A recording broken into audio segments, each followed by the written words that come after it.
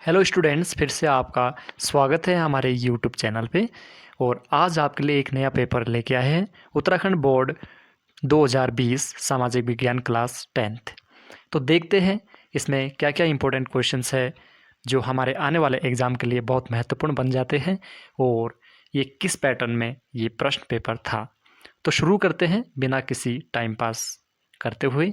और यहाँ पर हम देखते हैं टोटल 29 क्वेश्चन है। सभी प्रश्न अनिवार्य है। 80 मार्क्स का पूरा क्वेश्चन पेपर है और 3 घंटे का टाइम है। और यहाँ पर जो पहला क्वेश्चन है वो है, निम्नलिखित में से किस प्रांत में सीढ़ीदार सोपानी खेती की जाती है, यानी सीढ़ीनुमा खेती किस स्टेट में की जाती है। ऑप्शन 1 है पंजाब, ऑप्शन 2 है हरियाणा, और ऑप्शन 3 है उत्तर प्रदेश के मैदान, और ऑप्शन 4 है उत्तराखंड। भाई मैदानों में तो सीढ़ीनुमा खेती की नहीं जा सकती, सीढ़ीनुमा खेती तो पहाड़ों में ही की जाएगी। तो इसका जो सही उत्तर होगा वो है उत्तराखंड। लेकिन इस वीडियो में आपके लिए सिर्फ क्वेश्चन लेके आए हैं और जो आंसर है वो अगली वीडियो में आएंगे। तो हम सिर्फ क्वेश्चन को देखेंगे और जिन क्वेश्चन का आपको आंसर आता है वो आप श्योर कर लीजिएगा कि मुझे कितना आता है और कितना नहीं आता है। नेक्स्ट क्वेश्चन है क्वेश्चन नंबर 2। निम्न में कौन सा उद्योग चूना पत्थर को कच्चे माल के रूप में प्रयोग करता है। Option 1 aluminium, option 2 cement, option 3 plastic, और ऑप्शन 4 है मोटर गाड़ी। एंड क्वेश्चन नंबर 3 है, इनमें से कौन सी एक रेशेदार फसल है, गेहूं, कपास, ज्वार या तिल। 1 मार्क्स का question. Which of the following is a fibre crop, wheat, cotton, jowar या सीमम। और नेक्स्ट क्वेश्चन है क्वेश्चन नंबर 4। सरदार सरोवर बांध किस राज्य में स्थित है, गुजरात में या उत्तर प्रदेश में या बिहार या पंजाब में। और क्वेश्चन नंबर 5 है, जापान की प्राचीनतम मुद्रित पुस्तक कौन सी है। 1 मार्क्स के लिए क्वेश्चन पूछा हुआ है। और क्वेश्चन नंबर 6 है, शहरीकरण से आप क्या समझते हैं, what do you mean by urbanization. और पेज नंबर ख़त्म होता है और अब हम आते हैं पेज नंबर 3 की।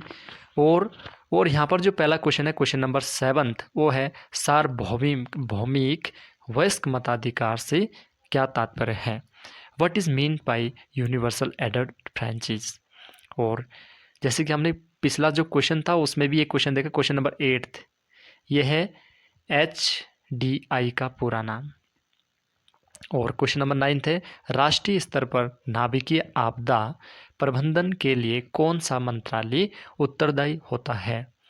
और क्वेश्चन नंबर 10 है, NCC का पूर्ण रूप लिखिए। 2019 का जो पेपर था उसमें पूछा था कि NCC का एक उद्देश्य का नाम लिखिए।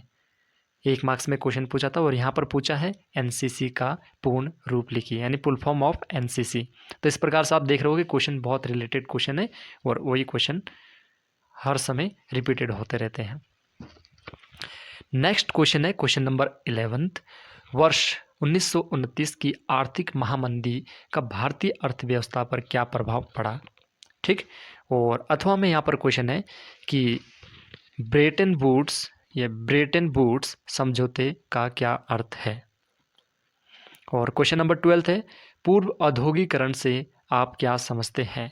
और अथवा में यहाँ पर क्वेश्चन है कि 19वीं सदी के यूरोप में कुछ उद्योगपति मशीनों के बजाय हाथ से काम करने वाले श्रमिकों को क्यों प्राथमिकता देते थे। और क्वेश्चन नंबर 13 है, मुद्रण संस्कृति ने भारत में राष्ट्रवाद के विकास में क्या योगदान दिया। और क्वेश्चन नंबर 14, परिवहन व संचार के साधन किसी देश की जीवन रेखा क्यों कहे जाते हैं, स्पष्ट कीजिए। 3 मार्क्स का ये क्वेश्चन है। क्वेश्चन नंबर 15 है, चावल की खेती के लिए उपयुक्त भौगोलिक परिस्थितियों का वर्णन कीजिए, यानी जहाँ पर चावल की खेती की जाती है उसके लिए क्लाइमेट किस प्रकार का होना चाहिए वो आपको यहाँ पर बताना है। और क्वेश्चन नंबर 16 है, भारत सरकार द्वारा उपभोक्ता सुरक्षा अधिनियम 1986 को पारित करने के किन्हीं 3 कारणों की व्याख्या कीजिए। और इसी प्रकार क्वेश्चन नंबर 17 है, सुनामी का क्या अर्थ है और समझाइए।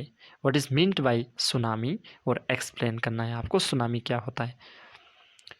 क्वेश्चन नंबर 18 निम्नलिखित पर संक्षिप्त टिप्पणी लिखिए। और यहाँ पर क है राष्ट्रीय सूचना केंद्र यानी NIC, और ख है एमेच्योर यानी हैम रेडियो। इस पर आपको क्या लिखना है, टिप्पणी देनी है। और क्वेश्चन नंबर 19 है 1789 ईस्वी की फ्रांसीसी क्रांति के परिणामों का विस्तृत वर्णन कीजिए। और क्वेश्चन नंबर 20 निम्नलिखित पर संक्षिप्त टिप्पणी लिखिए। यहाँ क में है सविनय अवज्ञा आंदोलन, और ख में है जलियांवाला बाग हत्याकांड। क्वेश्चन नंबर 21 शासन के संघीय एवं एकात्मक स्वरूपों में क्या क्या मुख्य अंतर है, उदाहरणों के माध्यम से स्पष्ट कीजिए। और इसी प्रकार से क्वेश्चन नंबर 22 नदियों का जल प्रदूषित कैसे होता है, और इस प्रदूषण को कम करने के लिए आपको उपाय बताने हैं।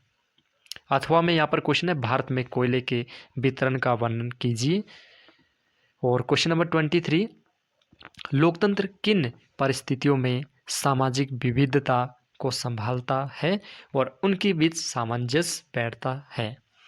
क्वेश्चन नंबर 24 भारतीय लोकतंत्र के विकास में जाति, धर्म एवं लैंगिक मसले किस प्रकार अवरोध है, उदाहरण सहित समझाइए। अथवा में यहाँ पर क्वेश्चन पूछा है कि सामाजिक अंतर कब और कैसे सामाजिक विभाजनों का रूप लेते हैं, व्याख्या कीजिए। क्वेश्चन नंबर 25 लोकतंत्र में राजनीतिक दलों की अहम भूमिका का विस्तार से वर्णन कीजिए। और क्वेश्चन नंबर 26 है प्राथमिक कृषि क्षेत्र से प्रच्छन्न बेरोजगारी की समाप्ति के लिए किए जा सकने वाले उपायों की व्याख्या कीजिए। क्वेश्चन नंबर 27 वस्तु विनिमय से आप क्या समझते हैं और इसकी प्रमुख कठिनाइयों का वर्णन कीजिए। और अथवा में क्वेश्चन है कि साख से आप क्या समझते हैं और आपकी समझ में गरीब परिवारों की तुलना में अमीर परिवारों के औपचारिक साख का हिस्सा अधिक क्यों होता है। क्वेश्चन नंबर 28 क्वेश्चन है बहुराष्ट्रीय कंपनियों से क्या आशय है, आधुनिक अर्थव्यवस्था में उनकी कार्यप्रणाली क्या है। 4 मार्क्स का ये क्वेश्चन है। और क्वेश्चन नंबर 29 है जैसे कि लास्ट क्वेश्चन जो होता है वो मैप से रिलेटेड होता है, और ये क्वेश्चन भी कुछ इसी प्रकार है। दिए गए भारत के राजनीतिक रेखा मानचित्र पर उन राज्यों की पहचान कर उन राज्यों के नाम लिखिए जहां निम्नलिखित घटनाएं हुई। जैसे देश की पहली जूट मिल कहाँ लगाई गई थी, ये आपको भारत के नक्शे में दिखाना है, वहाँ उसका नाम लिखना है।